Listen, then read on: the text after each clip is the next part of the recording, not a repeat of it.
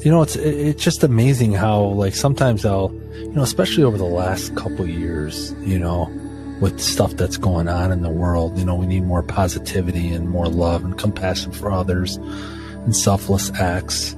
But it just seems like, even my circle, or acquaintances, not really like a close circle of people, I had to like push off from my social media too, because I just thought it was so important. And sometimes I'll look at that and I'll say, what is going on? Why is the world changing so much in the last, year and a half, 2 years? But if you look at my cancer diagnosis, it was like a year and a half, right?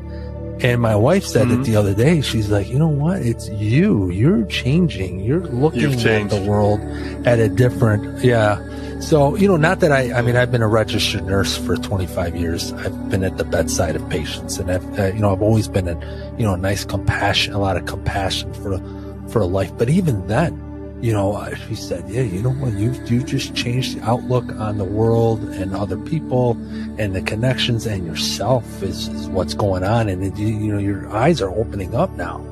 And I'm like, wow, talk about self-reflection. It's like, it's a true story. I guess that makes sense. I'll apologize ahead of time if I'm a little long-winded, but no, take your time.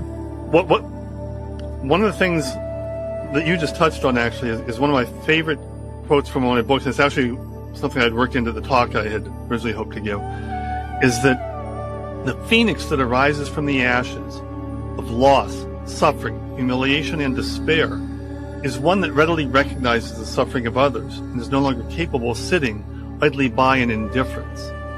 What it means is that when you go through something like your cancer diagnosis or like some of the things I've been through, it cracks your heart open into loving compassion. And you can't look the other way now because you can see this in other people. You can see other people that are suffering. You can see that everybody's suffering. And you can't just turn a blind eye to it anymore because it's not just them, it's you too. And that's been my experience.